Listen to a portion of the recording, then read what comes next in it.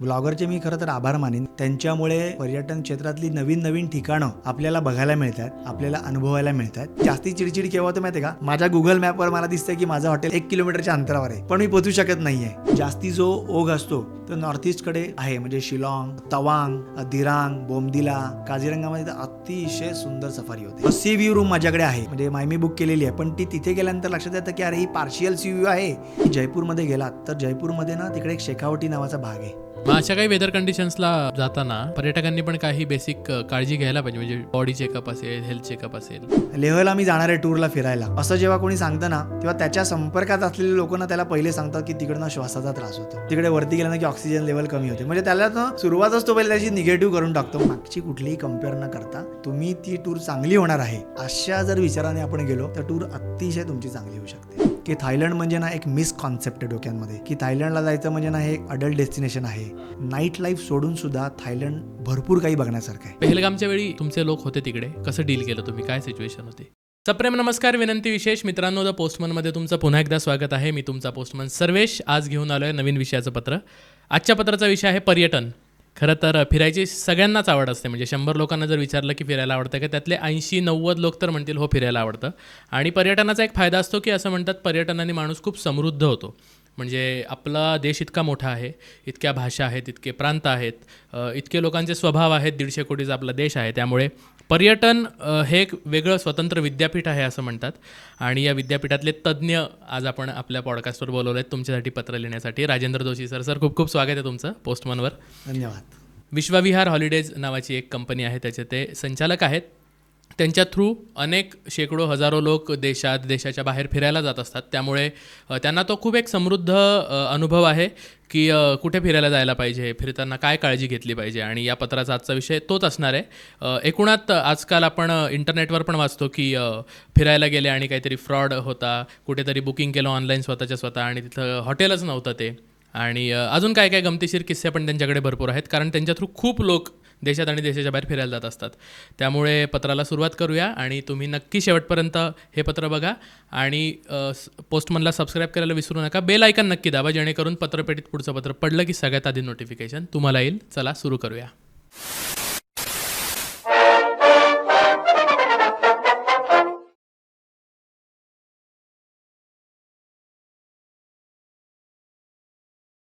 Sir पुन्हा एकदा स्वागत आहे तुमचं. नमस्कार. कसे आहात? मस्त. पाऊस लागला येताना खूप लागलाय पाऊस. तुम्ही ठाण्याहून की कल्याणहून, कसं म्हणजे?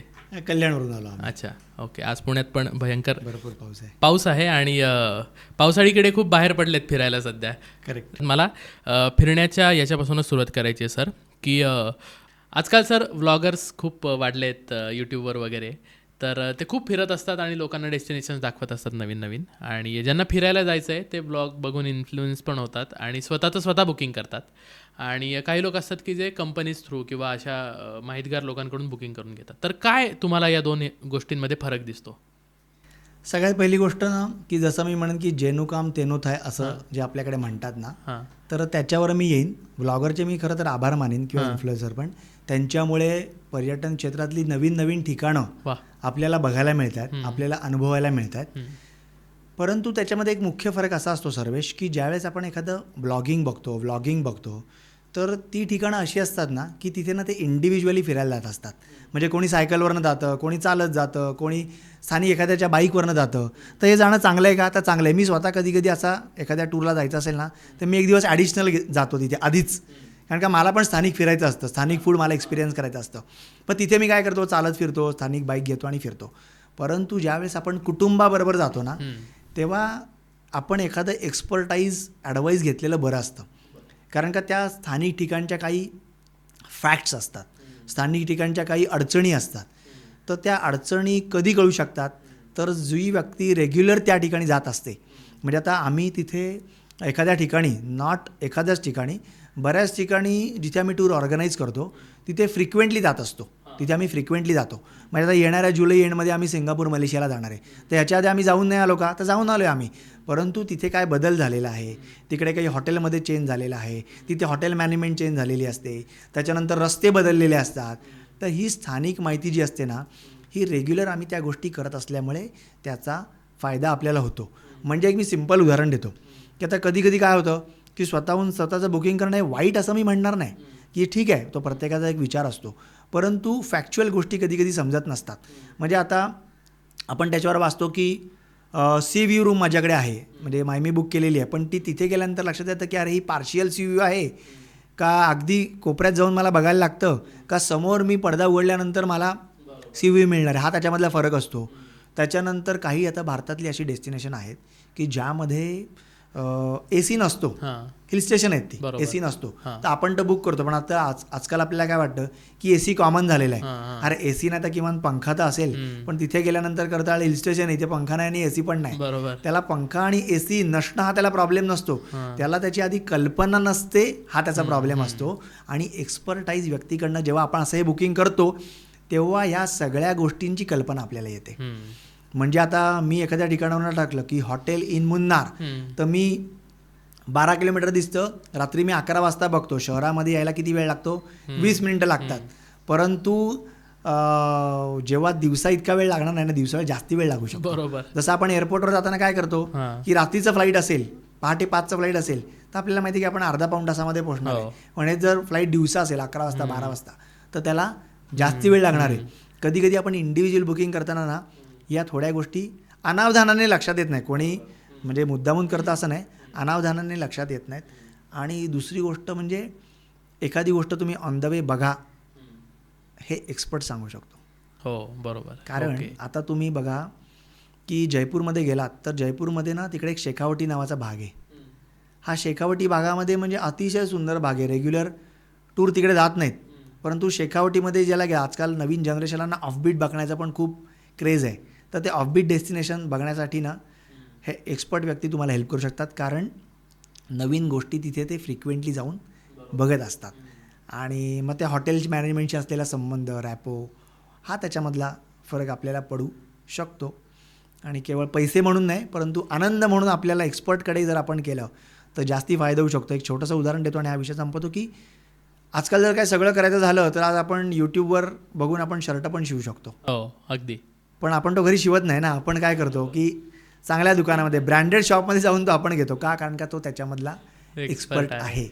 आणि अशाच गोष्टीला मी सांगेन की एक्सपर्ट व्यक्तीकडनं जर आपण गायडन्स घेतला आणि जर आपली टूर बुक केली तर आपला आनंद द्विगुणित होईल, याच्यात कुठलीही शंका नाही. आणि जर स्वतःचं स्वतः बुकिंग केलं आणि जर आपण एकटं गेलो असू तर मे बी तिथे हाल झालेले आपण सहन करू शकतो, पण आपल्या भरोश्यावर 4 जण अवलंबून असतील तर मग अशा वेळी फार मनस्ताप होतो. तो येस त्याचा एक उदाहरण देतो मी की काय झालं की नीन बिन नावाची जागा आहे व्हिएतनाममध्ये. नीन बिन नावाची जागा आहे, वेगळीच जागा आहे. तिथे असं केव्जमधनं छोट्याशा कयाकिंगमधनं खालनं बोट जातात, तर ते बघण्यासारखं असतं. आणि तिकडे ज्या पॅडल्स बोट्स असतात ना, आपण काय नॉर्मली बघितलं असतं की हाताने बोट फिरवतात ना, वल्लव चालवतात, तिथे पायाने वल्लव चालवतात आणि महिला असतात सगळ्या, तर ते बघण्यासारखं असतं. तर तिकडे आमचा एक ग्रुप चाललेला होता आणि जसं आपल्याकडे पण होतं, तर मागणं येणाऱ्यांनी त्याला गाडी टच केली, म्हणजे आमच्या ग्रुपच्या गाडीला. तर ते काय जशी भांडणं होतात तशी भांडणं झालीच तिकडे. उतरल्यानंतर त्यांचा ड्रायव्हर उतरला, आमच्या गाडीचा ड्रायव्हर उतरला आणि त्यांची भांडणं सुरू झाली. तर आमचा गाईड त्यांच्यासोबत होता, त्याच्यामुळे त्यांना काय गाईड केलं. आपल्या काय सेवा असते, 2 ड्रायव्हरची भांडणं झाली ना की आपण पण उतरतो एकदम आणि काय चला आपण सोडण्याचा प्रयत्न करतो. पण अननोन ठिकाणी असं जायचं नसतं, हे आमच्या गाईडनी तिथे सांगितलं. तर आमचा गाईड तिथे असल्यामुळे जे आमचे पर्यटक होते ना, त्यांनी योग्य गाईड केलं की sir we may get late a bit by hour or half an hour, but for safety please don't deboard the vehicle. मतलब गाडीमधनं तुम्ही उतरू नका, हे सेफ्टीसाठी. हे का झालं, कारण का जे तिकडचे गाईड तिकडच्या व्हेकल्स ट्रान्सपोर्ट जे असतात ते इतके विश्वासू असतात की आम्ही पण त्यांची एक्सपर्टी टेस्ट केलेली असते.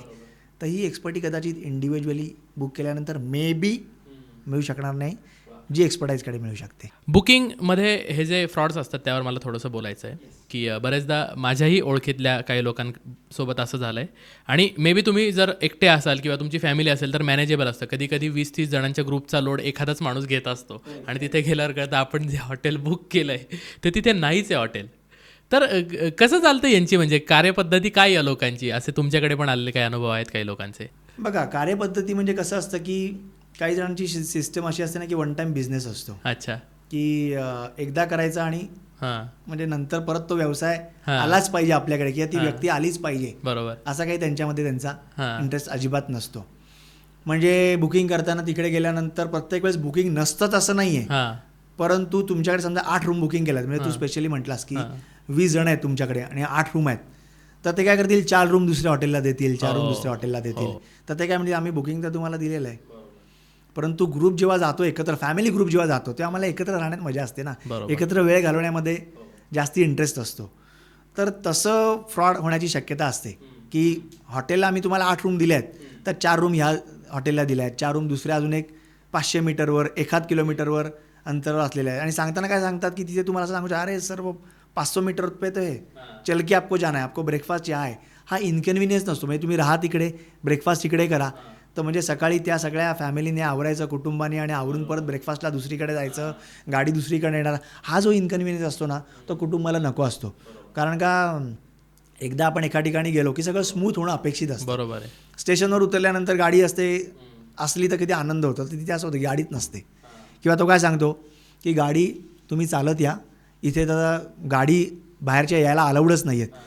तर हे कदाचित त्याला माहिती नसेल ना, कारण का तो पहिल्यांदी चालली व्यक्ती. आम्हाला हे माहिती असतं की ह्या एअरपोर्टला, या रेल्वे स्टेशनला बाहेरच्या गाड्या काही कारणामुळे अलाउड नाही आहेत. काही लोकल स्थानिक चॅलेंजेस असतात किंवा काही रिक्वायरमेंट असतात, तर मग ते त्याला रिक्षा करून परत त्या 1 किलोमीटरवर अख्ख्या बॅगा बिगा घेऊन सगळी कुटुंब घेऊन चालत जायचं, हे इरिटेटिंग असतं. रात्री 11 वाजता समजा ट्रेन आली असेल तर तिथून परत त्याला चालत जाणं, तर ही मी त्याला फसवणूक का म्हणेन, कारण का त्यांनी त्याला नॉलेज नाही दिलं, त्याचं त्या व्यक्तीला त्या ग्रुपला नॉलेज दिलं नाही. परंतु हे नॉलेज नसल्यामुळे अशी फसवणूक होऊ शकते. प्रत्येक वेळेस पैशाचीच फसवणूक होईल असं नाही आहे. पैशाचीच फसवणूक असं मी म्हणणार नाही. फसवणूक म्हणजे कुठल्याही पद्धतीची नीट नॉलेज न देणं, केवळ बुकिंग होण्यासाठी बुकिंग करून घेणं, ही देखील एका प्रकारे फसवणूक आहे. आणि आपण जातो खूप अपेक्षेने, कारण रोजच्या आयुष्यातून एक मरमर करत असतो आपण, त्यातनं काहीतरी रिलॅक्स करायचं म्हणून जातो, तिथे झाल्यावर मनस्ताप जो होतो अगदी खरं, तो फार विचित्र असतो. अगदी खरं आहे. खरं आहे. म्हणजे मी पण 1-2 ठिकाणी फॅमिलीसोबत जेव्हा फिरायला गेलो आहे, असतात व्यवस्थित बुकिंग सगळे, पण कधीतरी तिथल्या कंडिशन्समुळे म्हणा किंवा तिथे काही घडलं आणि आपण जो प्लॅन केला तो नाही झाला, तर असं वाटतं पैसेही गेले, वेळही गेला आणि मनस्ताप घेऊन आलो. मनस्ताप घेऊन आला सगळ्यात जास्ती महत्त्वाचा भाग आहे. कदाचित पैसे आपण परत कमवू सुद्धा, परंतु मनस्ताप जो झालेला असतो ना, म्हणजे आता ह्याच्यातलं मी सांगेन की काही जणांना स्पेशली ॲनिव्हर्सरीसाठी जातात. माझ्या मुलीचा 10वा वाढदिवस आहे किंवा आमची लग्नाची 25वी ॲनिव्हर्सरी आहे, हे सेलिब्रेट करायला जात असतात. परंतु ते करायला जात असताना जर असं काही झालं तर मग ते नको वाटतं, म्हणजे त्याचा सगळा विचका होतो. खरं आहे. आणि ते होऊ नये म्हणून थोडीशी काळजी घेतली पाहिजे. अशी फसवणूक बरोबर टाळायला पाहिजे आपण. आता विश्वविहार सोबत भारतातल्या भारतात सगळ्या स्टेटमध्ये लोक जातात, ऑलमोस्ट सगळ्या स्टेटमध्ये जातात. म्हणजे आता अशा 1-2 स्टेट असतील की जिकडे लोक जात नाहीत, परंतु त्या ठिकाणी देखील चांगलं टुरिझम सुरू झालेलं आहे. अच्छा. म्हणजे जास्ती जो ओघ असतो तो नॉर्थ ईस्टकडे आहे. म्हणजे शिलाँग, तवांग, दिरांग, बोमदिला, काझीरंगामध्ये तर अतिशय सुंदर सफारी होते. बरं. म्हणजे जो रायनो म्हणतात ना, एकशिंगी गेंडा बघायला मिळतो, तर तो तिथे काझीरंगामध्ये बघायला मिळतो. तर नॉर्थ ईस्ट काही वर्षापूर्वी लोक जात होते, परंतु तिथे जाण्याच्या काही मर्यादा होत्या. म्हणजे फ्लाईट कनेक्शन तेवढे नव्हते, रस्त्याच्या अडचणी होत्या, परंतु हे देखील आता बदललेलं आहे. त्यामुळे तिकडे जाण्याचा ओघ जास्ती आहे. त्यामुळे भारतातल्या सगळ्या ठिकाणी म्हणजे आता आजकाल ऑफबीट पण जाण्याचं ठिकाण खूप वाढलेलं आहे. तर त्या ठिकाणी देखील लोक आता पर्याय म्हणून शोधायला लागलेत. तर राज्यात म्हणजे तू म्हणशील तसं ऑलमोस्ट सगळ्या, 1-2 जर राज्य सोडली तर सगळ्या राज्यांमध्ये चांगलं पर्यटन आता सुरू झालेलं आहे. आणि आता आपला जो विषय झाला की तुम्ही तिथले काही लोक असतात मॅनेज करणारे, म्हणजे तुम्ही त्यांच्यासारखे संपर्कात सुद्धा असाल, तर कंपनी म्हणून ही लोकं कशी जोडून ठेवता तुम्ही, की आपले माणसं जेव्हा तिकडे जाणार आहेत तेव्हा यांनी व्यवस्थित काळजी घेतली पाहिजे? कारण असंही होत असेल ना कधी कधी की एखाद्या राज्यात जायचा हा एकच सीझन आहे, पण तो माणूस तुम्हाला वर्षभर लावून धरावा लागत असेल, बरोबर? ते मला थोडंसं सांगा, ते इंटरेस्टिंग वाटतं तर. एक आपल्याकडे म्हणे ना, गरज सरो आणि वैद्य मरो, असं जसं म्हणतात ना, की जोपर्यंत आपल्याला गरज आहे तोपर्यंत त्या माणसाशी संपर्कात राहा, नंतर संपर्कात राहू नका. बरोबर. असं आम्ही बिलकुल करत नाही. म्हणजे तुला एक उदाहरण द्यायचं जर सांगितलं, आता कोविडचा सगळ्यांनी फेस केलेला होता. कोविड काळामध्ये कोणालाच म्हणजे व्यावसायिकदृष्ट्या टुरिझममध्ये नाहीच, अनेक क्षेत्रामध्ये आपल्याला माहिती नव्हतं की भविष्यामध्ये काय होणार आहे. 1-2 वर्ष तर टुरिझममध्ये फार भयानक होती. म्हणजे त्यात आम्हीसुद्धा कसे आमचे दिवस एक पुढे नेले ते आम्हाला माहिती आहे. आणि पर्यटन क्षेत्रात असलेल्या अनेक हॉलिडे कंपन्यांना हे माहिती आहे. त्यात मी छोटी कंपनी किंवा मोठी कंपनी असं म्हणणार नाही, किंवा असं म्हणतात की अरे छोट्या कंपन्यांना चॅलेंज होता, मोठ्यांना काय नव्हतं, तर असं नाही. मोठ्यांचे प्रॉब्लेम्स वेगळे होते. तर आम्ही त्यांना संपर्कात म्हणजे आम्ही त्यांना रेग्युलर फोन करायचो, कसं चाललंय तुमचं, आता तुम्ही काय करताय, घरचे बरे आहेत ना, घरच्यांना काही अडचण नाही ना. हम्म, हम्म. तर अशा पद्धतीने रॅपो देखील आम्ही त्यांच्याशी डेव्हलप केला. म्हणजे तुला गंमत वाटेल, माझा एक मित्र म्हणजे तो भूतानमध्ये राहतो आणि दिल्लीत मुंबईत सतत येत असतो. म्हणजे आम्ही त्यांना मित्रच म्हणेन, कारण का आमचं आता कौटुंबिक नातं झालं आहे. म्हणजे तो मुंबईत आल्यानंतर आमच्या ऑफिसला येतो आणि आमच्याकडे चांगला वडा मिळतो. वा. तर तो त्याला लक्षात आहे की मी त्याला बोललो होतो की तिकडे गेल्यानंतर आप हमारे इधर आइए, हम आपको अच्छा कुछ अच्छा. मुंबई का जो फेमस है वडा खिलाएंगे. तो आला, तो आम्हाला म्हणाला की आपसे बिझनेस हो या ना हो, हाँ. लेकिन कुछ कुछ लोगों के साथ ऐसा रहता है ना की मिलने से बहुत अच्छा लगता है. सही आहे. तर असं आम्ही नातं त्यांच्याशी डेव्हलप केलेलं आहे. म्हणजे मनालीमध्ये मी एकदा गेलो होतो. मनालीमध्ये सफरचंदाचा फार चांगला सीझन असतो. मनाली म्हणजे मुख्य सगळेजण बर्फ बघण्यासाठी फिरायला जातात. तर कायम कदाचित मुख्य सीझनमध्ये आम्हाला फिरायला जाता येत नाही, तर आम्ही ऑफ सीझनमध्ये जातो. तर आम्ही त्यांच्याकडे गेलो, तिथे सफरचंद फार छान येतात. मी त्याला म्हटलं की अरे जरा एक 5-10 सफरचंद मला दे. आपण मार्केटमध्ये गेल्यानंतर किती आणतो, 2-4 एखाद किलो सफरचंद आणतो. तर त्यांनी मला अक्षरशः पिशवी भरून सफरचंद आणून दिली. बापरे. पिशवी भरून सफरचंद हे का दिली, तर त्यांनी मला एक प्रेम म्हणून दिली. तर असं नातं आम्ही त्यांच्याशी जोडून ठेवतो. आमच्याशी त्यांचा रॅपो अशा पद्धतीने असतो. त्यांच्या काही कौटुंबिक सोहळ्यामध्ये आम्ही जातो, त्या आमच्या कौटुंबिक सोहळ्यात येतो. त्यामुळे व्यावसायिक म्हणूनच आम्ही त्याच्याकडे बघत नाही. त्यामुळे अशी अडचण जेव्हा काही टूरवर येते, टूरवर अडचण येऊ शकत नाही का, ती येऊ शकते. असं मी म्हणत नाही की टूरवर अडचण येऊ शकत नाही, कारण का काही प्रश्न हे बियॉन्ड कंट्रोल असतात. ना ते आमच्या असतात, ना ते पर्यटकांचे असतात, ना ते आमच्या गाडीवाल्याशी असतात. परंतु त्यावेळेस काय प्रश्न सुटला पाहिजे याच्याशी जर चांगलं आमचं नातं असेल तर तो आमच्याशी सोडवतो. तर अशा पद्धतीने आम्ही संपर्क ठेवतो. त्यांच्या कौटुंबिक सोहळ्यामध्ये आम्ही जातो. म्हणजे आम्ही त्यांना केवळ व्यावसायिक पार्टनर नाही म्हणत, आमचं एक फॅमिली मेंबरसारखं त्यांना मानतो. म्हणजे माझ्या एका कौटुंबिक सोहळ्यासाठी अक्षरशः म्हणजे दिल्लीवरनं ते व्यक्ती आली होती, आमची जी काही मित्र आहेत ते. तर का आले, त्यांना काय नाही आलं असतं तर मी काय नाराज नसतो झालो, बट जस्ट टू म्हणजे काय म्हणतात त्याला, एक प्रेम असतं एकमेकांमध्ये. तर त्यासाठी ते आमच्याकडे आले होते आणि असं नातं आमचं. बरोबर. आणि त्यामुळे जेव्हा विश्वविहार सोबत लोक तिकडे जात असतील तेव्हा त्यांची स्पेशल काळजी घेत असतील, अगदी आपल्या घरची माणसं. एक्झॅक्टली. वा. सफरचंदाचा विषय काढला सर तुम्ही, तर मला काश्मीर आठवलं आणि आता पहलगामचा अटॅक आठवला. तर पहलगामच्या वेळी तुमचे लोक होते तिकडे, कसं डील केलं तुम्ही, काय सिच्युएशन होते? एक तर तो फार दुर्दैवी घडलेला प्रसंग होता. म्हणजे पर्यटन क्षेत्रावरच म्हणा किंवा एकूणच देश म्हणून आपण जर विचार केला तर अतिशय दुर्दैवी प्रसंग तो 22 एप्रिलचा घडलेला होता. आणि त्या दिवशी एक्झॅक्टली आमचे असे पर्यटक नव्हते, परंतु त्याच्या आधी आणि काही त्याच्यानंतर तिथे पर्यटक जाणारे त्या ठिकाणी होते. तर त्यावेळेस ज्या काही हॉटेल्सशी बोलणं करणं होतं किंवा त्यांना एक कॉन्फिडन्स देणं होतं, तर तो आम्ही आमच्या ऑफिस टीमच्या मार्फत त्यांना देण्याचा प्रयत्न केला. परंतु यानंतर जेव्हा ऑपरेशन सिंदूर झालं, त्या ऑपरेशन सिंदूरमध्ये आपल्याला माहिती आहे की देशामधली साधारण 25पेक्षा जास्ती, अगदी टू बी स्पेसिफिक मला आठवतं 28 एअरपोर्ट बंद होती, ज्याच्यामध्ये श्रीनगर तर होतंच, अमृतसर पण होतं, चंदीगड पण होतं, धरमशालाचं पण एअरपोर्ट होतं. नॉर्थमधलं त्या पट्ट्यामधलं जे एकच एअरपोर्ट चालू होतं ते म्हणजे दिल्ली एअरपोर्ट चालू होतं. ओके. तर त्याच्यामुळे जे पर्यटक ऑपरेशन सिंदूर चालू असताना या सगळ्या भागांमध्ये होते, तर त्यामध्ये आम्हाला फोन आले. अगदी 7 तारखेला मला सकाळी फोन आला 6 वाजता की राजेंद्र आमचं फ्लाईट कॅन्सल झालेलं आहे कारण लेहचं एअरपोर्ट बंद आहे. बरं. मग आता असं म्हटल्यानंतर आमच्यासाठी सुद्धा नवीनच प्रसंग आहे ना, असं युद्ध म्हणजे वॉर लाईक सिच्युएशन होणं आणि एअरपोर्ट बंद झाल्यानंतर तो कधी चालू होणार आहे वगैरे असं तर काही कधी डिक्लेअर होणार कोणालाच कल्पना नव्हती. परंतु तो निर्णय एक 2-4 तासामध्ये घेणं आवश्यक होतं की आता इमिजिएटली तिथून बाहेर पडायचं, बाय रोड यायचं का बाय फ्लाईट यायचं का आपण थांबायचं, हे आपल्याला लक्षात येत नव्हतं. त्यामुळे आम्ही 2-3 तास त्याचा वेट केला, काय काय प्रेस कॉन्फरन्स होणार आहे, कारण का थोड्या वेळातच भारतीय सैन्य प्रेस कॉन्फरन्स 11 वाजता घेणार होते. आणि त्याच्यानंतरची त्यांचं आपल्याला अपेक्षित होतं की पुढच्या काही सिच्युएशन ते डिक्लेअर करतील, परंतु पुढचं काही न सांगता त्यांनी केवळ काल रात्री काय झालं आहे ह्याची माहिती दिली. त्याच्यामुळे असं झालं की अजूनही आपल्या काही 2-4 दिवस तरी काही कळणार नाही आहे. मग असं ठरलं की आता काहीही करून आपल्याला तिकडून बाहेर पडायचं आहे.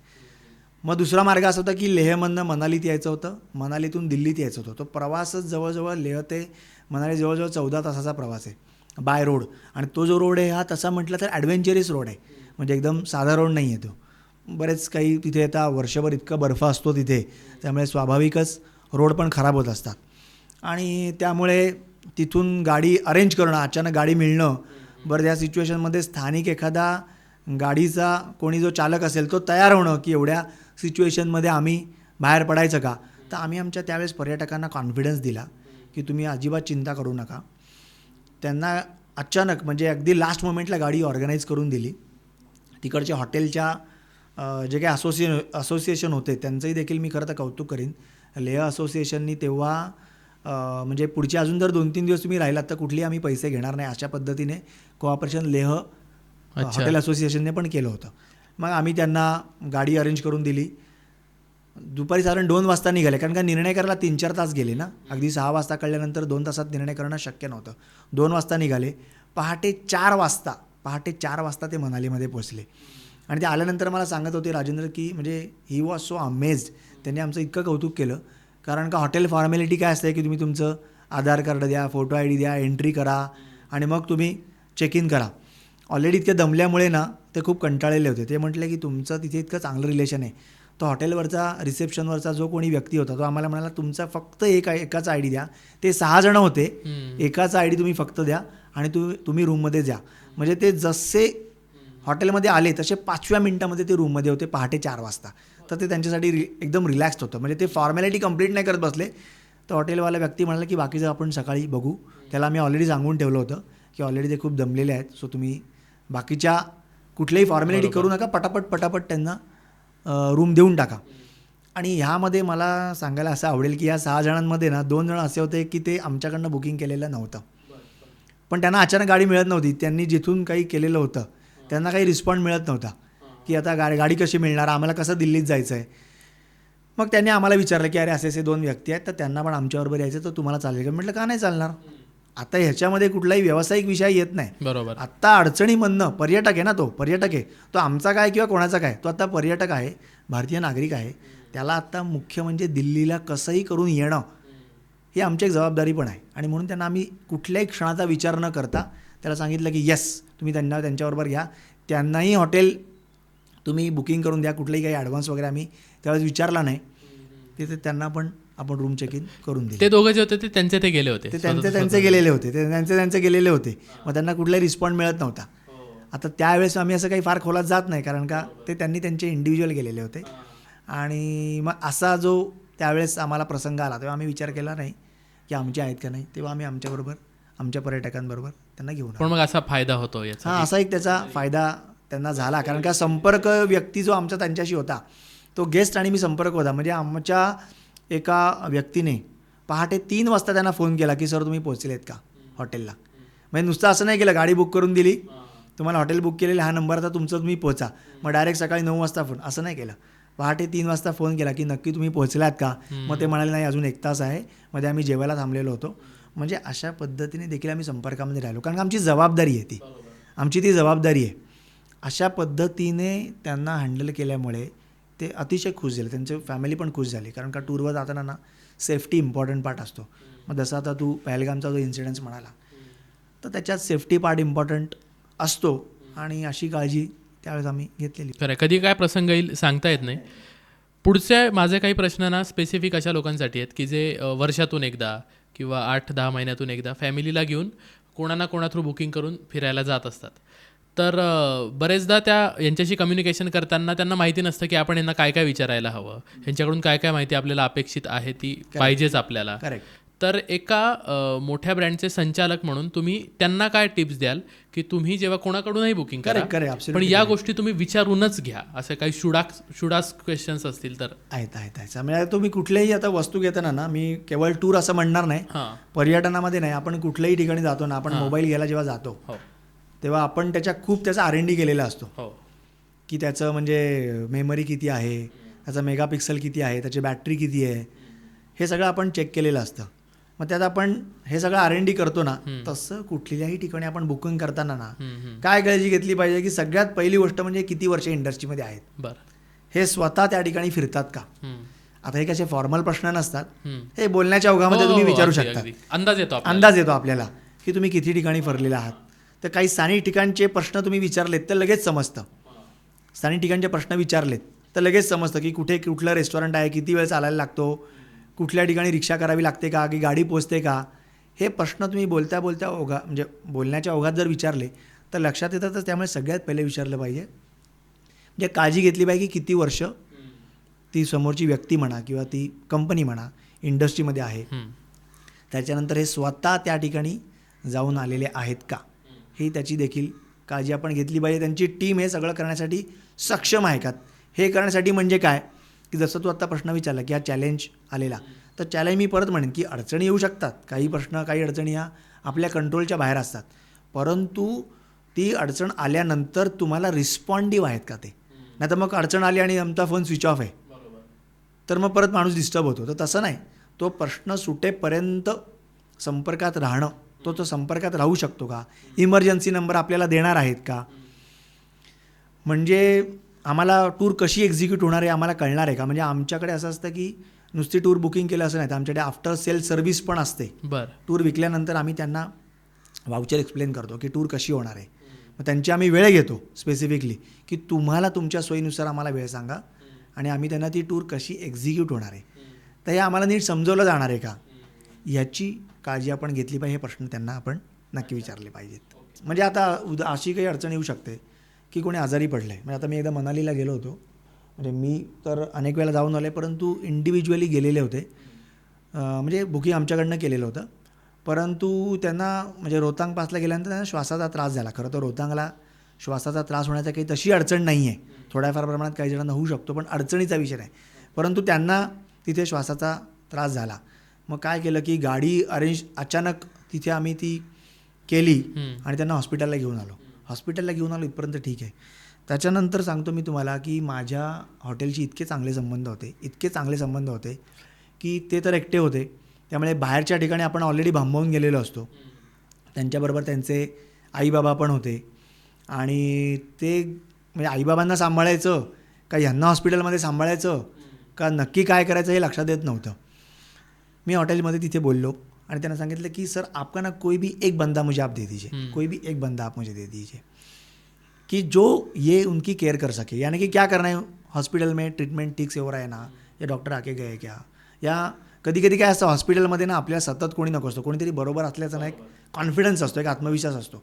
त्यांनी मला त्यांच्या एक हॉटेलचा टीम मेंबर, स्टाफ मी कधी कधी शब्द वापरत नाही, टीम मेंबर तिकडे त्यांचा पाठवला. 2 दिवस त्याला पूर्ण तिथे थांबवलं होतं. ते कशामुळे झालं की आमचे त्यांच्याशी जे काही संबंध होते, अदरवाईज त्याच्या काही कामाचा भाग नाही ना. तो म्हणाले की सर आपने हमारे पास रूम बुक किया है, इसका पैसा आपने दिया, हमने आपको ये सर्विस दिया है, विषय त्याचा संपला आहे, तो असं सांगू शकत होता. परंतु त्यांनी आम्हाला ही एक्स्ट्रा ऑर्डिनरी मदत केल्यामुळे त्यांनाही बरं वाटलं, आम्हीही रिलॅक्स होतो. कारण का कोणी जेव्हा टूरवर जातो आम्ही नाही त्याला जबाबदारी म्हणून पण समजतो की सुरुवातीला जसं म्हटलं की स्वप्न असतं, ते स्वप्न पूर्ण होण्यासाठी ना आम्ही पूर्णपणे त्यात ताकद लावलेली असते आणि बुकिंग केल्यानंतर मग हात वरती करणं असं योग्य नाही. म्हणून मग अशा संपर्कामध्ये तुमचे चांगले म्हणजे अशा वेळेस तुमचे चांगले संबंध आहेत का हॉटेलियरशी, कसे संबंध आहेत, काही तुमच्या टूरवर अडचणी आलेल्या तुम्ही कधी सोडवलेल्या आहेत का.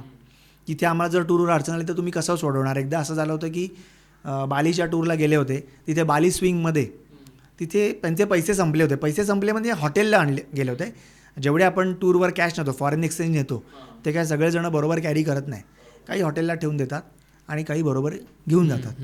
तर त्यांना पैसे पाहिजे होते, तर त्यांना मला फोन आला की मला पैसे पाहिजेत. आता बाली स्विंग तर खूप म्हणजे हनीमून कपल्सचं तर म्हणजे आकर्षण असलेलं फेवरेट डेस्टिनेशन आहे. तर आता तिथे ते गेले, पण तिथे गेल्यावर जर आम्ही सेल्फी काढली नाही तर मग तिथे जाऊन काय उपयोग नाही, ते पैसे संपले, मग काय करायचं. त्यांचा मला फोन आला आणि बाली ते 2.5 तास पुढे, म्हणजे त्यांचा मला फोन आला साधारण असंच 6-6:30 मी तेव्हा 8:30-9 झालेले होते. तर मी त्यांना माझ्या ऑफिसमध्ये तिकडे माझ्या माणसाला फोन करेपर्यंत मध्ये वेळ जाणार होता, परंतु माझा पर्सनल कॉन्टॅक्ट त्याच्याशी असल्यामुळे मी सांगितलं एवढे पैसे पाहिजेत, तर तुम्ही काही मला मदत करा. त्यांनी काय केलं, त्याच्या ड्रायव्हरला फोन केला, त्या ड्रायव्हरकडे पैसे येण्याच्या आत त्या बाली स्विंगच्या ज्या काढण्यासाठी जे काही पैसे होते सेल्फीसाठी वगैरे, एंट्री तिकीट्सचे इन्क्लूड असतात, परंतु फोटो काढण्यासाठी एक्स्ट्रा ॲक्टिव्हिटी करण्यासाठी जे लागणारे पैसे होते त्या ड्रायव्हरनी त्याच्या कार्डनी स्वाईप केले. ओके. बालीमध्ये, मी मुंबईत बसलो आहे आणि ते बालीमध्ये एकदम लांब, म्हणजे किती किलोमीटरच्या अंतरावर. तर अशा अडचणींमध्ये सोडवण्यासाठी, मदत करण्यासाठी ज्याच्याकडे तुम्ही बुकिंग करताय तो तितका सक्षम आहे का, हे त्यांच्याशी बोलण्यामध्ये आपण विचारलं पाहिजे असं मला वाटतं. आणि कॉमन अडचणी काय काय येतात लोकांना. आता तुमच्याकडे एवढे लोक असतील, अनुभव, कुठे कुठे फिरायला जातात, तर तिथे काय काय अडचणी फेस करतात आणि त्या कशा सॉल्व्ह करू शकतो आपण. आता ही जी अडचण आली अचानक की पैसे नव्हते पण मग त्या वेळेवर त्यांनी पैसे दिले, तर काही कॉमन अडचणी येतात, काही पॅटर्न लक्षात येतात तुम्हाला लोकांच्या? अडचणी येतात म्हणजे अशाच अडचणी म्हटलं की एकतर कधी कधी वेदर चॅलेंज येत असतो. म्हणजे एकदा स्नोफॉल अचानक सुरू झाला शिमल्यामध्ये. अच्छा. अचानक स्नोफॉल सुरू झाला आणि स्नोफॉल झाला की काय होतं, आपली जी नियमित गाडी असते ना ती त्याच्यावर स्किट होते. गाडी बर्फावर राहू शकत नाही, तिथे 4 व्हील ड्राईव्ह करावी लागते. रात्रीचे वाजले होते 9:30. म्हणजे महाराजाला 4 व्हील ड्राईव्ह जरी अरेंज करायची असेल तर त्याला खूप वेळ जाणार होता. आणि ते प्रवास करून दिल्लीतनं आले होते, प्रचंड दमलेले होते. आणि ते कपल कसं होतं की ते जोडपं मुंबईतनं दिल्लीला गेलं होतं आणि दिल्लीतून मग त्यांना सिमल्याला, म्हणजे ऑलमोस्ट हा 8-9 तासाचा प्रवास, विमानाचा 2 तासाचा प्रवास, आणि ते महाराष्ट्रातनं खाली म्हणजे रत्नागिरीतनं आलेले होते. अच्छा. म्हणजे तो अजून एक 7-8 तासाचा प्रवास. एवढा प्रवास करून जेव्हा 9:30ला मी पोहोचतोय आणि मला असं लक्षात येतं, अरे आता मी हॉटेलपर्यंत पोहोचणार नाही. आणि जास्ती चिडचिड केव्हा होतं माहिती आहे का, माझ्या गुगल मॅपवर मला दिसतं की माझं हॉटेल ना 1 किलोमीटरच्या अंतरावर आहे, पण मी पोहोचू शकत नाही आहे, 1 किलोमीटरच्या अंतरावर आहे. तर त्यावेळेस तो ड्रायव्हर पण भंबावून गेलेला होता. तर इथे ना अनुभव कामाला येतो. तर मग मी काय केलं, मी म्हटलं की तुम्ही 2 मिनटं शांत राहा, तुम्ही त्या ड्रायव्हरला फोन द्या. त्या ड्रायव्हरला मी कम्युनिकेशन केलं त्याची. म्हटलं क्या हो गया, आप किधर हो, क्या दिखा रहा है. तो म्हटलं की 1 किलोमीटरवर सर दिखा रहा है हॉटेल, लेकिन हम पोच नहीं पा रहे हैं, वो गाडी स्कीट हो रही है. त्याची पण थोडीशी चिडचिड झालेली होती. म्हटलं हरकत नाही.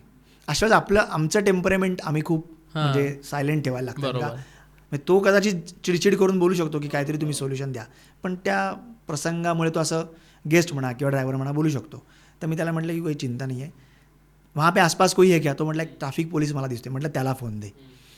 मग त्याला फोन दिला. मी त्याच्याशी बोललो की अरे हम क्या कर सकते सर. तो म्हटलं की सर मेरा आपसे रिक्वेस्ट है कि इनको कहिए कि आप आगे मत जाइए, क्योंकि बहुत स्नोफॉल हो रहा है और ऐसा कोई लोकल व्हीकल भी अभी नहीं मिलेगा, तो आप थोड़ा पीछे जाइए. तो पीछे जाएंगे तो कोई ना कोई हॉटेल आपको वहाँ पे मिल जाएगा, कोई दिक्कत नहीं है. तर मग मी त्यांना सांगितलं की ते बरोबर सांगतायत, तुम्ही पुढे आता जाऊ नका, त्या ठिकाणाहून तुम्ही परत रिटर्न करा. त्यांना जवळजवळ 6 किलोमीटर मागे यायला लागलं आणि त्यांना एक बऱ्यापैकी हॉटेल तिथे मिळालं. तर त्यावेळेस ड्रायव्हरचा थोडा ट्रस्ट ठेवायला लागतो, परत रिलेशनचा भाग येतो. बरोबर. तेवढा आमचाशी त्यांचा रॅपो असतो. मग त्यांनी एक basic neat and clean hotel त्यांना अरेंज करून दिलं. रात्री ते निवांत एका हॉटेलवर पोचले. ते पोचल्यानंतर थोडे रिलॅक्स झाले ते. म्हणजे अशी अडचण जी असते, नैसर्गिक काही प्रसंग येऊ शकतात, त्यात तुमचा कंट्रोल नसतो, तर त्या येऊ शकतात. नॉर्थमध्ये अनेक वेळेला आंदोलनं होतात, म्हणजे आपल्याला माहिती आहे की आंदोलनं देखील त्या ठिकाणी होतात.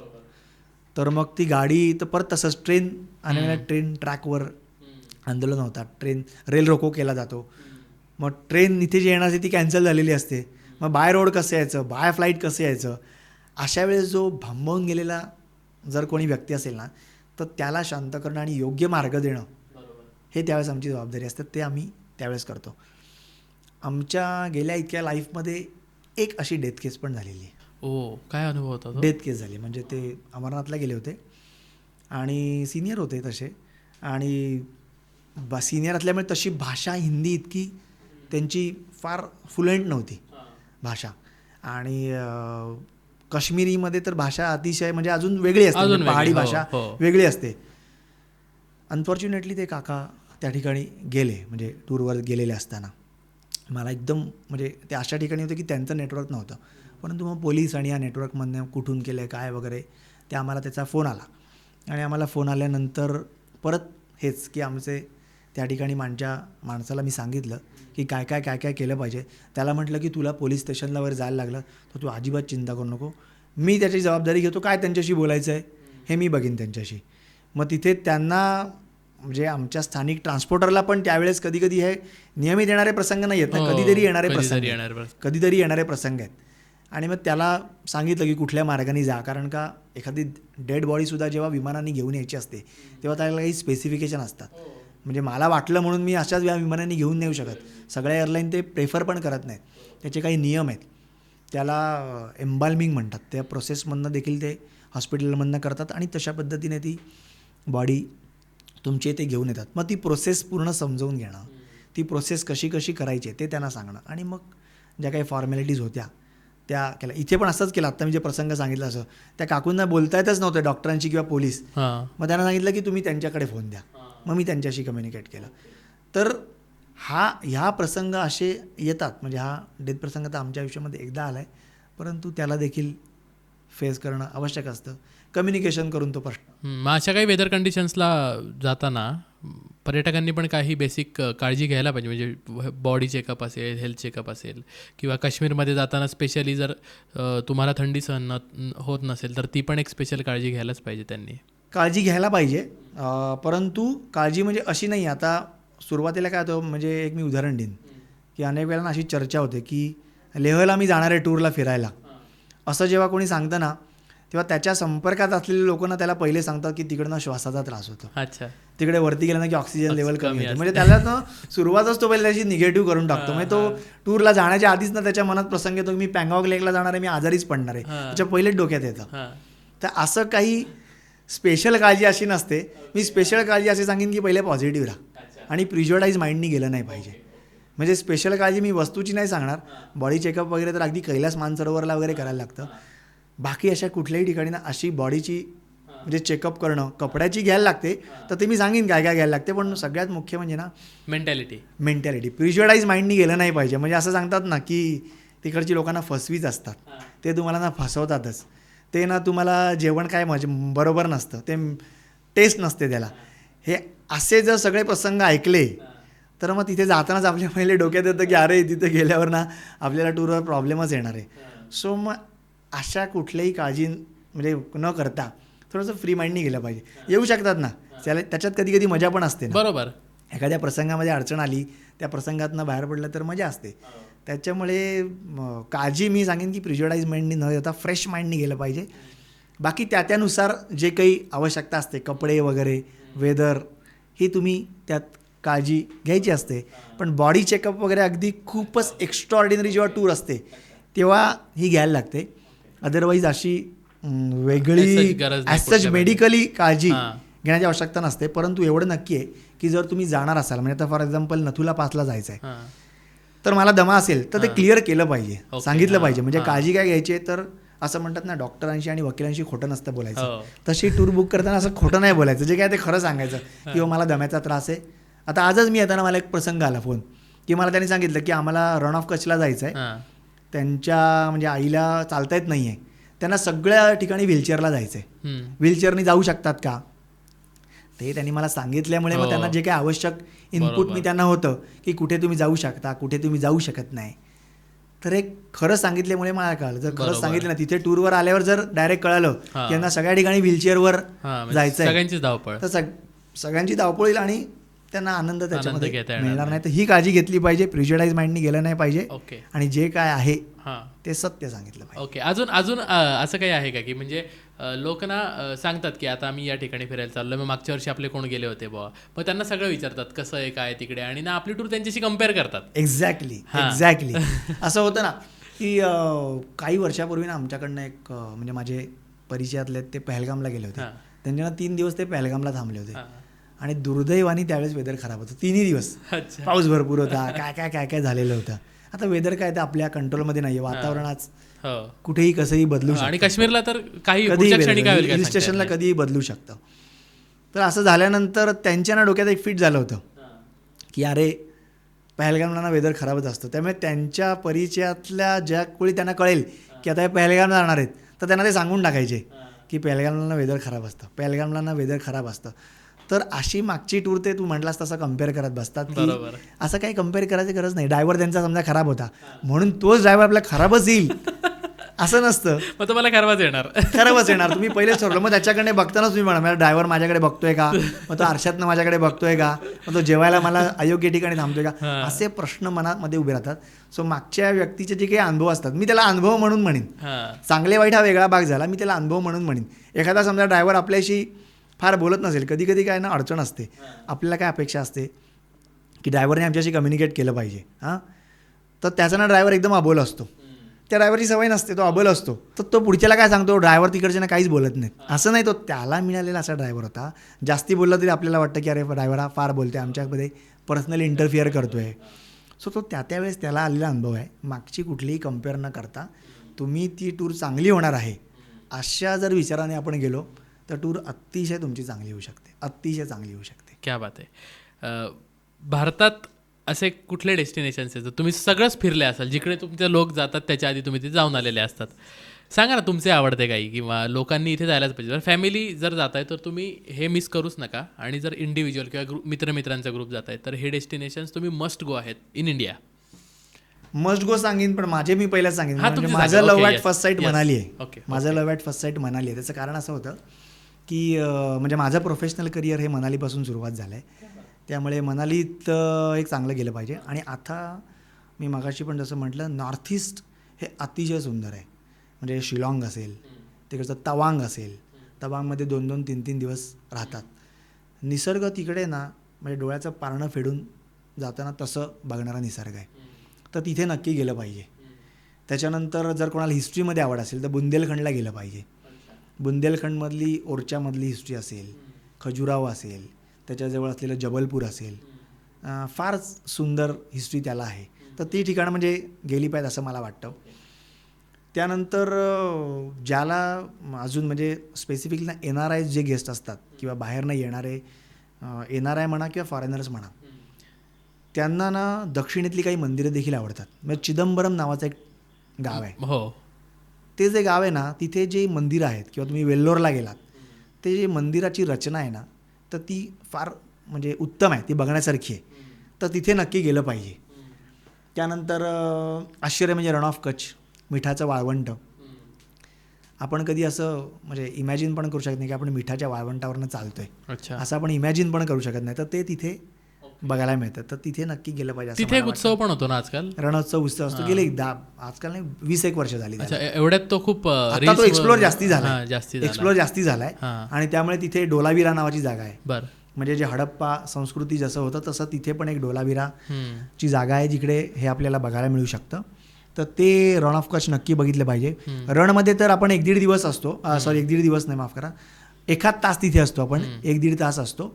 परंतु तिथे ना एक अनुभव घेण्यासारखा असतो. टुरिझम म्हणजे ना पर्यटनाला ना सर्वेश म्हणजे मी असं म्हणतो की एक अनुभव पण असतो. बरोबर. प्रत्येक वेळेस हॉटेल, गाडी, जेवण असं नसतं, काही अनुभव पण असतो. माझा दुसरा एक मी अनुभव सांगू, पण त्याच्या आधी मी एक रण ऑफ कच्छचा अनुभव सांगतो. तिकडे ना भुंगा स्टे असतो. भुंगा, आपण जर गुगलवर सर्च केलं ना तर भुंगा स्टे नावाचे कॉन्सेप्ट असते.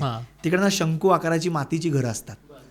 तर तिथे अशी मातीची घरं म्हणजे काय असतात की तिथे गेलात ना आतमध्ये, तुम्ही समजा बाहेर गरम असेल तर आतमध्ये गेल्यावर ना तुम्हाला प्लेझंट वाटतं. मी म्हणणार नाही AC सारखं कूल वाटतं, परंतु प्लेझंट वाटतं. रात्री जर थंडी असेल तर आतमध्ये गेल्यावर वॉर्म वाटतं. तिकडे काही पेंटिंग्स वगैरे हाताने केलेली असतात, तर ते तुम्हाला आतमध्ये भुंग्याच्या आतमध्ये भिंतीवर काढलेले दिसतात. तर तो भुंग्यामधला स्टे असतो ना, तो तिकडच्या वातावरणानुसार आणि परिस्थितीनुसार सुद्धा केलेला आहे. म्हणजे तिथे ना वाळूची वादळं खूप येतात. तर घरं वगैरे तिथे अशा मोठी वाळूची वादळ आली तर ती डॅमेज होऊ शकतात. तर ते होऊ नये म्हणून त्यांनी शंकू आकाराची ती घरं केलेली आहेत. अच्छा, हां. तर तिकडचा अनुभव तो घेण्यासाठी पण जायला पाहिजे, ज्याला मी एक्सपिरियन्शियल टुरिझम म्हणेन.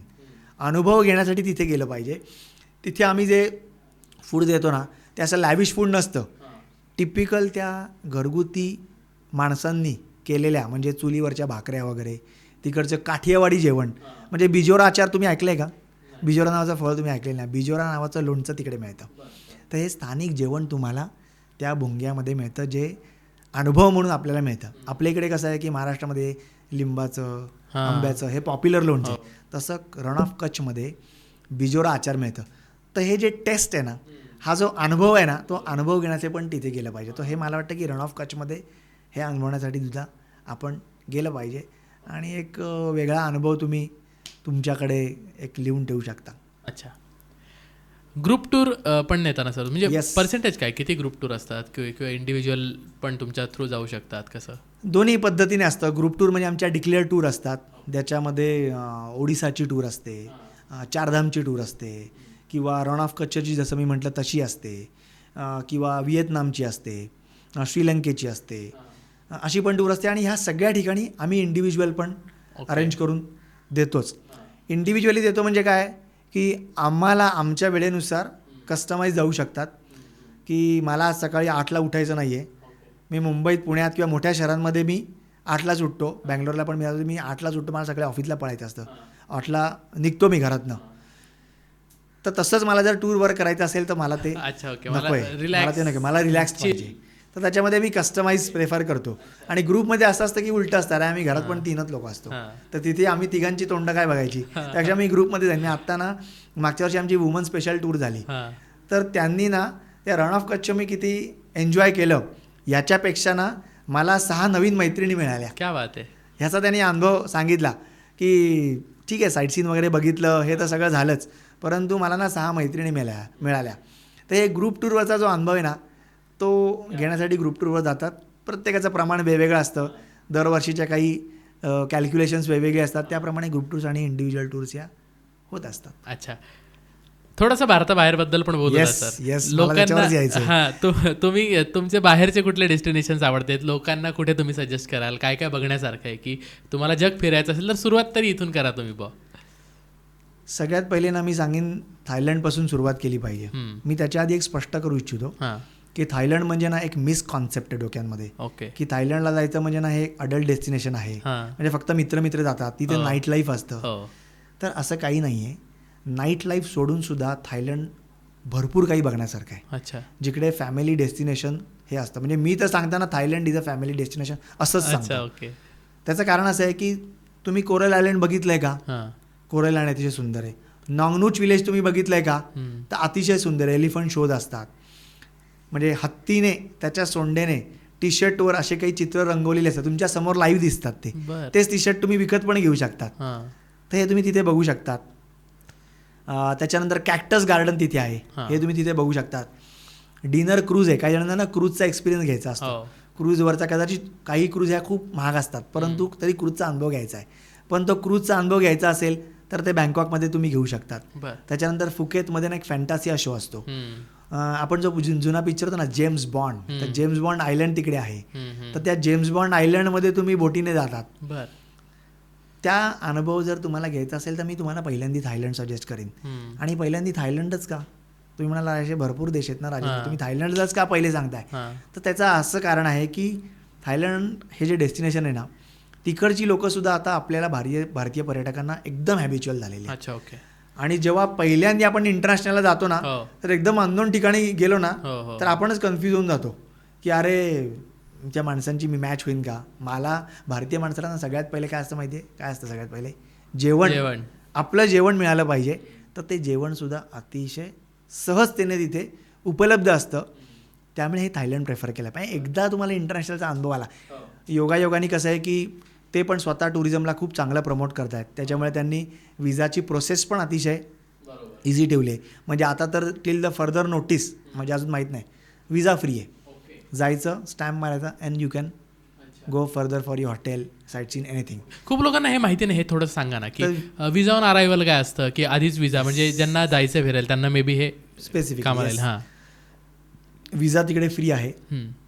विजा फ्री म्हणजे काय असतं की तिथे ना गेला तुम्ही इमिग्रेशनला गेलात, तुमच्या स्टॅम्प तुम्ही मारतात, ते तुमचे इमिग्रेशन ऑफिसर जे असतात ते तुमच्या पासपोर्टवर स्टॅम्प मारतात आणि तुम्ही तुमचं बॅगेज कलेक्ट करून तिकडे पुढे. इतकी सिम्पल प्रोसेस आहे. ते नावानं आपल्याला फार ऐकायला फार भयानक वाटतं, म्हणजे कधी कधी जड वाटतं, भयानक नाही जड वाटतं. इमिग्रेशन ऑफिसर, इमिग्रेशनमधनं पास व्हायचं आहे, मग मी जाईन वगैरे, असं काही नसतं.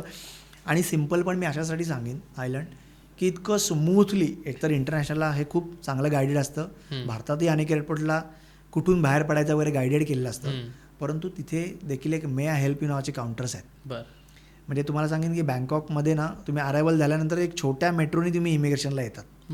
छोट्या मेट्रोनी येतात, तर ते पण तुम्ही इझिली येऊ शकतात. मी इझिली असं म्हणतो की मी ना कधी कधी गमतीने म्हणतो की कसं ट्रॅव्हल करायचं असतं किंवा किती कठीण आहे. तर ते सांगतो की मुंबईत तुम्ही समजा, पूर्वी असं होतं की म्हणजे आता तर एकच प्लॅटफॉर्म झाले, परंतु दादर सेंट्रलवरून दादर वेस्टर्नला येऊन ट्रेन पकडणं इतकं सोपं जे आहे ना, तितकं सोपं ही सगळी प्रोसेस आहे. अच्छा, ओके. तितकी सोपी ही प्रोसेस आहे. आणि ही प्रोसेस इतकी सोपी असल्यामुळे, जसं मी म्हटलं की हॅबिच्युअल असल्यामुळे तिकडची लोक पहिले थायलंडला प्रेफर केलं पाहिजे. करन्सी तशी खूप म्हणजे डिफरन्स आहे, म्हणजे साधारण आता ₹2.5 वगैरे एक थाई बात जर घ्यायचा असेल तर ₹2.5 लागतात. त्यामुळे ते तिथे ही आपल्याला सुटेबल आहे. आणि पहिली इंटरनॅशनल टूर तुम्ही चांगल्या थोड्याशा बजेटमध्ये, चांगल्या बजेटमध्ये, म्हणजे स्वस्त असं नाही म्हणणार मी, बट व्हॅल्यू फॉर मनी हे तुम्ही तिकडे थायलंडमध्ये करू शकता. अच्छा, आणि कॉन्फिडन्स येतो की मी दुसऱ्या देशात कॉन्फिडन्स जाऊ येतो. येस, शकतो. एक्झॅक्टली. तो इतर मला ठिकाणी कॉन्फिडन्स जायला येतो. मग महत्त्वाचं तुम्ही आहे. अजून जी बरीच डेस्टिनेशन आहे, तुम्ही व्हिएतनाम आहे, त्याच्यानंतर बाली आहे, श्रीलंका आहे, दुबई आहे, इजिप्त आहे, शेशल्स आहे. शेशल्स अतिशय सुंदर डेस्टिनेशन, थोडंसं हायर डेस्टिनेशन आहे, हां. पण शेशल्स पण आफ्रिकेतला एक चांगला देश आहे, तर तो तुम्ही बघू शकता. त्याची कॉस्ट चांगली असते, पण एक प्रीमियम डेस्टिनेशन आहे, तिकडे पण तुम्ही जाऊ शकतात. ओके, शेवटाकडे येतोय सर आपण. हां. ज्या विषयाचा आज मुख्य हेतू होता त्याबद्दलच एक प्रश्न आहे मला की ग्राहकांचे अधिकार काय आहेत पर्यटन क्षेत्राच्या बाबतीमधले. म्हणजे आपल्याला माहिती आहे कन्झ्युमर कोर्ट असतं किंवा तिकडे आपल्याला सगळे अधिकार आपले कळतात की तुम्हाला ही वस्तू घेणार असाल तर हे तुमचे अधिकार आहेत. तर या क्षेत्रातले काय काय अधिकार आहेत की ते वाजवून एखाद्या कंपनीकडून घेऊच शकतात? सगळ्यात मुख्य म्हणजे सेफ्टी. सुरक्षा ही असलीच पाहिजे. सुरक्षा हा अधिकार मी अशासाठी म्हणतो आहे की आज फिरायला काय केवळ कुटुंब जात नाहीत. म्हणजे आमच्याकडे असा अनुभव आहे की लंडनमधली एक मुलगी वय वर्ष 17, ती एकटी भारतामध्ये 15 दिवस फिरण्यासाठी आलेली होती. Solo trip. त्यांचा अनुभव काय होता की मग ते कशामुळे आली ती की ते राहतात लंडनमध्ये. शी इज बॉर्न इन इंडिया, पण आता ते तिथे राहतात आणि ते आता UK पासपोर्ट होल्डर आहेत. तर ती जेव्हा इथे आली, ती कशी आली की त्यांच्या ना मित्रामध्ये तिथे एक कल्चर आहे की ह्या एजमधले सोलो ट्रिप करणाऱ्यांची संख्या जास्ती आहे. मग कोणी सांगत होतं आम्ही आफ्रिकेला जाऊ, कोणी आम्ही सांगत होतं आम्ही बालीला जाऊ. तर तिचे आईवडील भारतीय असल्यामुळे त्यांना सगळ्यात पहिले सेफेस्ट कुठली जर कंट्री वाटत असेल तर ते म्हटले तू भारतात जा. मग भारतात गेल्यानंतर त्यांना लँग्वेज हा चॅलेंज नाही, फूड हा चॅलेंज नाही. मग तिथे सेफ्टी हे सगळ्यात इम्पॉर्टंट आहे. तर सेफ्टी हा अधिकार मी म्हणेन पर्यटकांचा आहे. आजकाल टुरिझम बोर्डसुद्धा इतके ॲक्टिव्ह आहेत. म्हणजे जर काही चुकीची गोष्ट त्यांच्याबरोबर घडली तर टुरिझम बोर्डकडे पण तुम्ही जाऊ शकतात. जर तुमची काही फसवणूक झाली किंवा काही चुकीचा प्रसंग त्यांच्याबरोबर घडला तर हा हक्क मी असं म्हणेन की पर्यटकांचा आहे. त्यांचा विषय त्या टुरिझम बोर्डापर्यंत ते देखील पोहोचवू शकतात.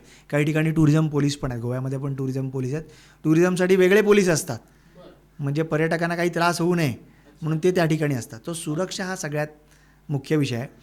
आणि दुसरा हक्क म्हणजे जे कमिटमेंट दिलेली आहे तीच पूर्ण झालेली आहे की नाही ग्राहकाची, तो पण त्यांचा हक्क आहे. म्हणजे ॲडजस्टमेंट नसली पाहिजे की म्हणजे मला सांगितलं एक आणि मला दिलं एक, आता मी ॲडजस्टमेंट म्हणून तिथे करतो, तर तसं नाही नसलं पाहिजे. माझा हक्क आहे. मी जेवढे पैसे दिलेले आहेत, ज्यासाठी मी पैसे दिलेले आहेत, तर त्या पैशाचं वर्थ मिळणं, त्या पैशाची व्हॅल्यू मिळणं हा ग्राहकाचा अधिकार आहे. त्याच्यामुळे हे दोन गोष्टी, सुरक्षा आणि जी काही कमिटमेंट आहे, हे ग्राहकांचे अधिकार आहेत असं मला वाटतं. आणि हे अधिकार मागून घेतले पाहिजेत. म्हणजे समजून घेतलं पाहिजे की मी ह्या गोष्टीचं बुकिंग केलेलं होतं, तर हे सगळं मला मिळालेलं आहे का. ते नसेल तर विचारलं पाहिजे हे का नाही मिळालं. एखाद्या गोष्टीमध्ये समजा आपण जसं मी मगाशी म्हटलं ॲनिव्हर्सरी असते, तर कॅन्डल लाईट डिनर अरेंज केलेला असतो, पण आपले पैसे घेतलेत पण काही मिसकम्युनिकेशनमुळे झालेलं नाही, तर का नाही झालं, तर ती आपली जबाबदारी आहे. तर ते कमिटमेंट जी दिलेली असते ती पूर्ण झाली पाहिजे, हा ग्राहकांचा अधिकार आहे. या बाबतीमध्ये पण लोक अवेअर पाहिजे, कारण बरेचदा काही जणांचे असे अनुभव असतात की ॲडजस्टमेंटच करायला लागली, पैसे दिले आणि ॲडजस्टमेंट समोर थातूरमातूर उत्तरं आली आणि रफादफा झाला मामला. तर असं आहे ना, तेच म्हणून म्हटलं की अधिकार आहेच, परंतु अशी जर काही ठिकाणी प्रसंग आले की ज्या कमिटेड सर्व्हिस आपल्याला मिळाल्या नाहीत, तर योग्य तो न्याय हा केवळ मी पैशाचा मोबदला असं म्हणणार नाही. पैशाचा मोबदला आवश्यक असेल तर दिला पण पाहिजे. म्हणजे अशा काही प्रसंग झाला होता त्याची जबाबदारी आम्हीच घेतो.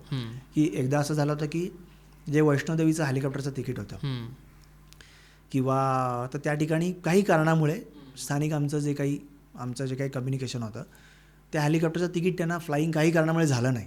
आता ते का नाही झालं, कसं नाही झालं, खोलातला भाग, पण त्याची जबाबदारी आम्ही घेतली आणि ते मुंबईत परत येण्याच्या आत, घरी परत येण्याच्या आत त्या हेलिकॉप्टर तिकीटचे संपूर्ण पैसे आम्ही त्यांच्या अकाउंटला परत केलेले होते. सेम असंच झालं होतं की इंटरनॅशनलला त्यांची जी काही गाडी ठरलेली होती, म्हणजे ते हनॉयवरून सपाला जाणार होते, तर काही कारणामुळे जशी ॲडजस्टमेंटचा जो विषय असतो, तर ती गाडी त्यांची वेगळ्या कॅटेगरीतली आली. तर मला त्यांचा फोन आला आमच्या ऑफिसमध्ये की अशी अशी आपली गाडी ठरलेली होती पण ती गाडी आलेली नाही. मी म्हटलं की सर प्लीज तुम्ही मला ना 1 तास द्या. So first of all I am sorry for this, मला तुम्ही 1 तास द्या. तुमचा आत्ता थोडा डिले होईल, पण तुम्हाला आम्ही जी कमिटेड केलेली गाडी आहे ना तीच तुम्हाला मिळेल. आमची लगेच आम्ही सगळी सूत्रं फिरवली आणि ती ज्यांना जी कमिटेड गाडी केलेली होती ती कमिटेड गाडीच आम्ही त्यांना तासाभरात उभी करून दिली क्या बात आणि आहे. त्यांनीच त्यांना पुढे गेले. सो हा ग्राहकांचा अधिकारसुद्धा आहे. आणि कधी कधी आपण बुकिंग करतो तर कुठेही आपण एखादं कम्पेअर करतो, कोटेशन असतं, आपण कम्पेअर करतो की मला व्हिएतनामला जायचं आहे किंवा मी बालीला चाललेलो आहे, बालीला माझी 5 रात्रीची टूर आहे, तर मला कॉस्ट आहे समजा विमान तिकिटासकट 80,000 रुपये, एक उदाहरण म्हणून सांगतो. त्या तारखेनुसार ती बदलत असते, 80-90,000 आहे. पण मला दुसरीकडेही 60,000मध्ये मिळते किंवा दुसरीकडे म्हणण्यापेक्षा दुसरं कोट 60,000चं आहे. तर असं केवळ पैशाचं कम्पेअर न करता, पैसेही महत्त्वाचे आहेत का, तर पैसेही महत्त्वाचेच आहेत, त्याचं आपण कम्पेअर केलंच पाहिजे. पण ते व्हॅल्यू आहे का असं मला वाटतं की आपण कम्पेअर केलं पाहिजे. म्हणजे ॲपल टू ॲपल कम्पॅरिझन केलं पाहिजे. म्हणजे जर आपण एखादी गोष्ट सेलिब्रेट करायला जाणार असू, आमच्याकडे असे ना अनेक हनीमून कपल्स आहेत किंवा असे अनेक कपल्स आहेत की ते ना त्यांच्या फर्स्ट ॲनिव्हर्सरीला, 5व्या ॲनिव्हर्सरीला सेम डेस्टिनेशनला, सर्व सेम डेस्टिनेशनला नाही, सेम हॉटेलला सुद्धा सेलिब्रेट करायला जातात. बरं. सेम हॉटेलला सेलिब्रेट करायला जातात. मी त्या सूटमध्ये राहिलेलो होतो, हां. आमची 5वी ॲनिव्हर्सरी आहे, मला तिथेच राहायचं आहे परत. तर ही व्हॅल्यू म्हणून तिथे आपण बरोबर. कम्पेअर केलं पाहिजे. म्हणजे प्रत्येक वेळेस मग तिथे आपण पैसे म्हणून कम्पेअर करू नये. बरोबर. हे आपलं स्वप्न आहे. आपल्या कुटुंबाला जेव्हा आपण घेऊन जातो, म्हणजे आपण वर्षभर इतके कष्ट करत असतो ना, स्वतःला पण एक पॅम्पर करण्याची आवश्यकता असते. म्हणजे हा हक्क माझा म्हणजे स्वतःचा पण आहे की मी स्वतःला पॅम्पर केलं पाहिजे. त्याच्यासाठी मला कदाचित 2 पैसे जास्त नाही, व्हॅल्यू ॲडेड मनी देणं गरजेचं आहे. म्हणून ते व्हॅल्यू मला काय मिळते त्या कम्पेअर करताना, 60,000मध्ये म्हणा, 80,000मध्ये म्हणा, मी म्हणेन 25,000 जरी असेल ना, बरोबर, त्यात व्हॅल्यू मला काय मिळते, आणि 5 लाख रुपये जरी असतील त्यात मला व्हॅल्यू काय मिळते ना, हे कम्पेअर केले पाहिजे असं मला वाटतं. अनुभव महत्त्वाचा आहे तिथे. येस, तिथे गेल्यानंतर अनुभव महत्त्वाचा आहे. की आता सरप्रायझिंगली असं झालं की आमच्याकडे कॉर्पोरेट गेस्ट आहेत की ते मगाचपासून मी जसं म्हणतं की ॲनिव्हर्सरीला जातात, आणि तर हे दर त्यांच्या ॲनिव्हर्सरीला जातात. This year they have selected for Vietnam. ते दनांगला गेलेले होते आणि त्यांना कल्पना नव्हती. तर तिथे आपण त्यांना सरप्रायझिंगली तिथे आपण ज्या काही गोष्टी अरेंज करतो, ते केक आपण अरेंज केला होता. तसं केक अरेंज करणं ही छोटीशी गोष्ट आहे, खूप छोटी गोष्ट पण आहे. It was value added. ते आमच्याकडे ना गेले कॉर्पोरेट जे गेस्ट आहेत, हे आमच्याकडे जवळजवळ 8 ते 10 वर्ष, म्हणजे आमच्या सुरुवातीच्या काळापासून आमच्याकडे ते विश्वास ठेवून आमच्याकडनं प्रवास करत आहेत. तर तिथे आम्ही त्यांना एक सरप्रायझिंगली, आम्ही म्हणजे आमच्या टीमनी जो एक केक अरेंज केला, तर ही वॉज सरप्राईज. आणि त्यांना छान वाटलं की अरे आमच्यासाठी हा केक अरेंज केलेला आहे. ते व्हॅल्यू मिळालं पाहिजे. ते व्हॅल्यू मिळाल्यामुळे त्यांना आनंद झाला. अजून एक मी हाँगकाँगचा तुम्हाला अनुभव सांगेन की हाँगकाँगमध्ये म्हणजे कोविडच्या आधीची गोष्ट आहे, एक लहान मुलगी होती, तिचा पण वाढदिवस होता. तर हॉटेलला काही कारणामुळे केक अरेंज करता आला नाही. आम्ही कमिट केलेला होता, पण हॉटेलला काही अरेंज करता आला नाही. त्यांना माहीत नव्हता का की आम्ही असं काही केक अरेंज करणार आहे.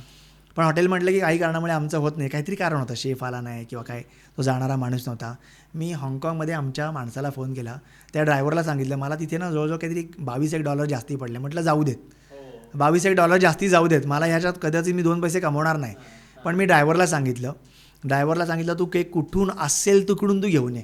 मला आत्ता त्यांच्या लहान मुलीचा 10-11 वर्षाची मुलगी होती, त्यांचा मला केक आत्ता अरेंज करायचाच आहे, तू पैसे दे, पैशाची तर तू चिंता करूच नकोस, पैसे मी तुला रेग्युलर आम्ही व्यवहार करतो त्याच्यामुळे मिळतीलच. तर त्याने तो केक अरेंज केला.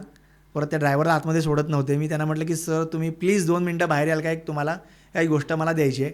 तो ड्रायव्हर त्यांना केक घेऊन आला आणि त्यांच्या चेहऱ्यावर आनंद होता की त्यांचा लगेच मला तिकडनं मेसेज आला, thanks for arranging this cake आणि for make it memorable. So असं तिथे व्हॅल्यू ॲडेड केलं पाहिजे. आणि मग त्या प्रसंगी आम्ही अशा वेळेस जर वेळ आली तर आम्ही त्यावेळेस हे बघत नाही की तिथे आम्हाला 2 पैसे जास्त द्यायला लागतात का. क्या बात आहे सर, खूप मस्त गप्पा झाल्या. खरं तर ज्यांना फिरायची आवड आहे त्यांच्यासाठी तर महत्त्वाचा आहेच हा पॉडकास्ट. पण ज्यांना फिरायला जायचंच आहे, कारण खूप लोक असे असतात की वेळ स्वतःहून काढत नाही, पण फॅमिली मागे लागून त्यांना फिरायला घेऊनच जाते. त्यांच्यासाठी खूप महत्त्वाच्या काही गोष्टी होत्या याच्यामध्ये. शेवटाकडे येताना शेवटचा प्रश्न माझा हाच आहे की तुमच्या या 22 वर्षाच्या प्रदीर्घ अनुभवावरून फिरण्याच्या 5 टिप्स किंवा काही तुम्हाला सुचतील तेवढ्या टिप्स प्लीज लोकांना आमच्या द्या. एक तर जेव्हा आपण फिरायला जाणार आहे ना, तिकडचं वेदर, वातावरण हे सगळं बघूनच आपण फिरायला गेलं पाहिजे. कारण का उलट्या म्हणजे जर आपण वेदरमध्ये गेलो तर काही अडचणी निर्माण होऊ शकतात. त्याच्यानंतर जर आपण आता तिकडे गेलेलो आहे ना, तर तिकडच्या स्थानिक वस्तू पण तुम्ही विकत घ्या, अशा मी टिप्स सांगतो. फार छान स्थानिक टिप्स अशासाठी मी वस्तू घ्या असं म्हणतोय की काय होतं की आपण ना तिथे गेल्यानंतर असं म्हणतो की रे माझ्या शहरामध्ये ना ह्या सगळ्या वस्तू मिळतात. आपण असतो मोठमोठ्या शहरातून आलेलो, पण तिथे काय ह्या वस्तू मिळतात, पण त्या स्थानिक वस्तू घेतल्यानंतर ना त्या वस्तू जेव्हा तुम्ही घरी घेऊन याल तेव्हा 5 वर्षांनी जेव्हा तुम्ही ती वस्तू बघाल ना तेव्हा ती टूर तुम्हाला आठवणार आहे. त्यामुळे त्या स्थानिक वस्तू तुम्ही घेतल्या पाहिजेत.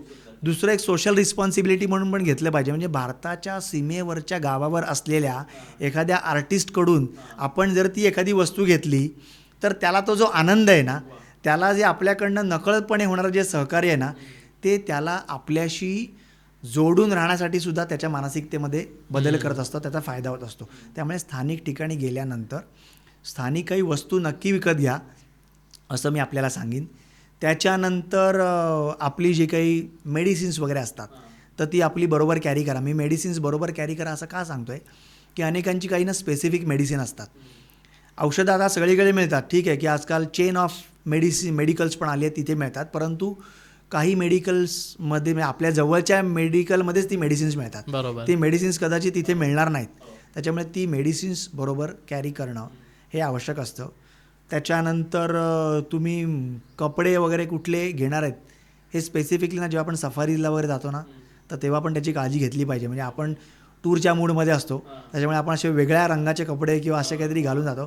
परंतु सफारीला आपण जेव्हा स्पेसिफिकली जातो तेव्हा तिकडे ना जे वन्य प्राणी असतात त्यांना या कपड्यामुळे डिस्टर्ब होऊ शकतो. तिथे आपण जे मारून जाणारा परफ्यूम असतो, सफारीला आपण गेलो आणि आपण भरपूर परफ्यूममध्ये गेलो, आपल्याला छान वाटतं, आपल्या आजूबाजूच्यांना छान वाटतं, परंतु वन्य प्राण्यांना ना त्याचा त्रास होऊ शकतो, ते आपल्यापासून लांब होऊ शकतं. त्यामुळे सफारीला वगैरे जर तुम्ही जात असाल तर अशा प्रकारच्या उग्र असलेलं एखादं परफ्यूम म्हणा किंवा सिंपल कपडे घालून गेलात तर जास्ती उत्तम राहील. आणि दुसरं म्हणजे जसं मगाशी म्हटलं तसं आनंदी मनाने जा. आपली टूर चांगलीच होणार आहे ह्या मनाने जा, तुमची टूर 100% चांगली होणार. क्या बात आहे. फिरत राहा, मजेत राहा या टॅगलाईनवर आपण थांबूयात. खूप मजा आली तुमच्याशी गप्पा मारून. खूप अनुभव, किस्से सांगितले तुम्ही. आलेल्या घटनां म्हणजे आलेल्या अनुभवांवरून पुढच्यांना त्याचा नक्की फायदा होईल मला खात्री आहे. तुम्ही आमच्या प्रेक्षकांसाठी हे पत्र लिहिलं त्याबद्दल खूप खूप धन्यवाद. आणि आय होप आपण पुन्हा कधीतरी एकदा नक्कीच भेटूया. Thank you so much. मित्रांनो, हे पत्र तुम्हाला कसं वाटलं हे आम्हाला नक्की कळवा. आणि विश्वविहारसोबत तुम्हालाही फिरायला जायचं असेल तर आम्ही त्यांच्या सगळ्या लिंक्स डिस्क्रिप्शनमध्ये देत आहोत, त्याही चेक करा. भेटूया पुढच्या पत्रामध्ये. तुम्हाला कुठली पत्र अजून आमच्याकडून अपेक्षित आहे हे कमेंटमध्ये आम्हाला नक्की कळवा. आम्ही तुमच्या सगळ्या कमेंट्स वाचत असतो. आणि तुम्हीही मजेत राहा. कळावे तुमचा पोस्टमन सर्वेश.